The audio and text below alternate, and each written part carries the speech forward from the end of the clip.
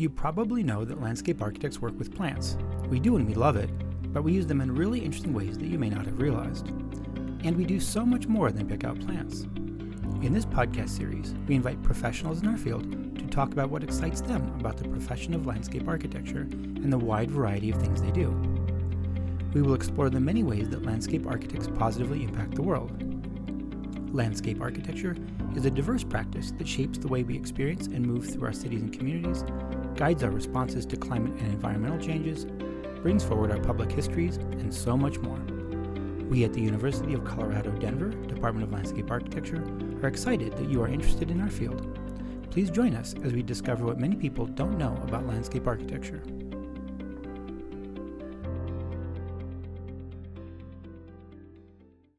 We are joined today by Diane Lipovsky, principal and co-founder of Superbloom. Diane's work spans multiple scales, bringing together diverse collaborators to create projects and enrich ecological systems, support holistic health, and spark curiosity and connection. We are also joined by Stacy Passmore, also principal and co-founder of Superbloom. Drawing on her backgrounds in planning, environmental stewardship, and landscape architecture, Stacy's work embraces field-based research and design methods that respond to dynamic environments and evolving communities. Together, they support the landscape architecture program at the University of Colorado Denver by serving on advisory committees, participating in design juries, and regularly engaging with studios through visits and hosted tours. Hi, Diane and Stacy. Welcome to the podcast. Hi, thank you. Hi, thanks for having us. Can you tell me a little bit about your firm and the kind of work that you go after? Well, Superbloom is a landscape architecture firm. We specialize in parks. We do landscape master plans. We work in agriculture and ecological space.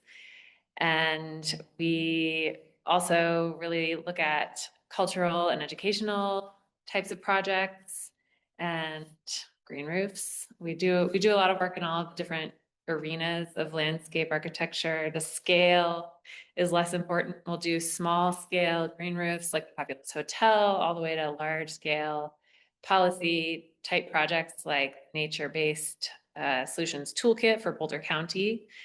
Really, we're looking at issues of climate change, especially in the arid West. And so we sort of focus our work in that space. What is Denver Resilient Landscapes Project and how did you get involved in it? So the Denver Resilient Landscapes Project is a project sort of led by the city planning department in collaboration with many different other divisions like parks and the Department of Infrastructure and Sustainability and Resilience. And we're looking at updating all of the landscaping requirements for new development. And the goal is to promote landscapes which use less water, support biodiversity, and also help cool the city. So I guess we got involved. We are a consultant. We're leading a consultant team who's working for the city, kind of advising on the project. And we got involved because we're kind of involved with like other city projects. And so we were invited to apply, or they sent it out to us. And then actually one of our partners, which is Biohabitats, had just completed this really interesting turf grass study, which was looking at where turf is in the city, both in parks and private development, and kind of figuring out what to do.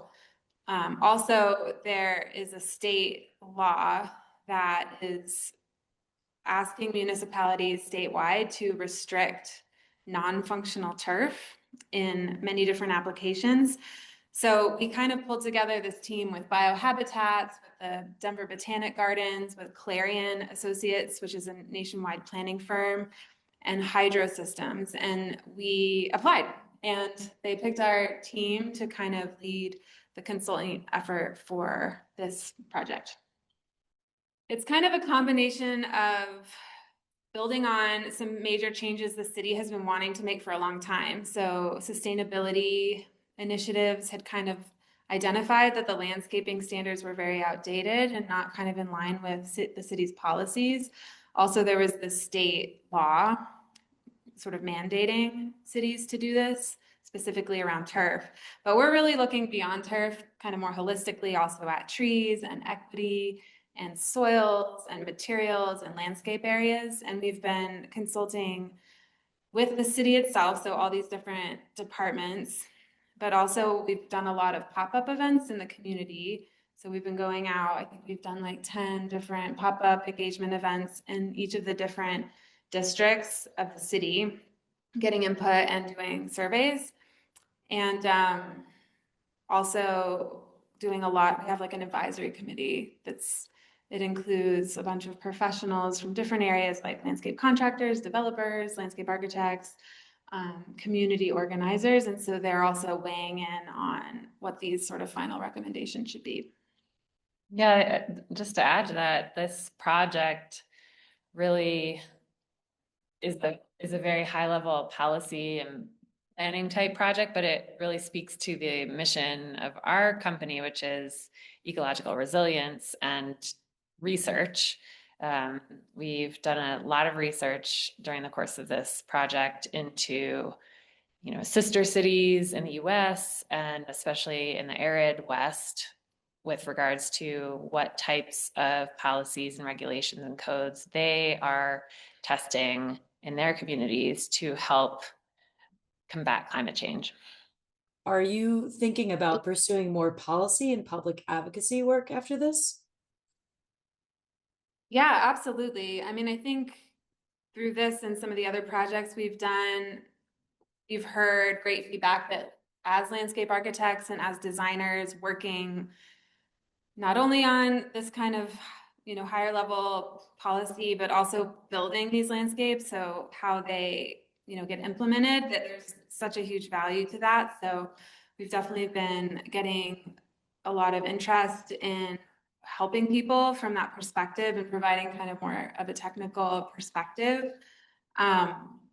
And I think for us, in addition to what Diane said, making policy more accessible, making it more public and much easier for people to understand is also something that we, really aspire to and we think is really important. So again, as designers, we bring that skill of like graphics and illustrations and can kind of break down what are often like very complicated technical things and make them, drawings or diagrams a little bit easier for the general public to understand and navigate.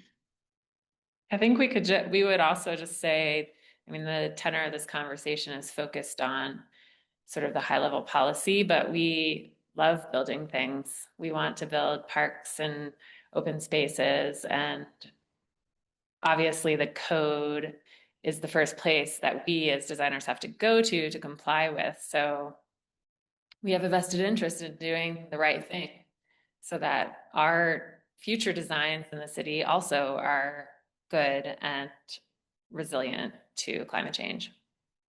And I think for people who are interested in like different disciplines or different areas of practice, this is something where, I have a background in both planning. I have a master's in planning and a master's in landscape architecture. So, I think there are really interesting opportunities. We also have folks in our office who have like masters in architecture and landscape. And so these kinds of projects are really exciting because I think we do have the opportunity to kind of bring in lots of different types of knowledge and perspectives. Well, thank you guys for answering our questions and joining the podcast today. Yeah, thank you for having us. Yeah. We'll talk to you soon. Thanks. Thanks for listening to our podcast, Something Else About Landscape Architecture. The Department of Landscape Architecture at the University of Colorado, Denver offers multiple paths of study to fit your career aspirations. We invite you to visit our website, ucdenver.edu/landscape, or follow us on Instagram at CUDenver Landscape Arch.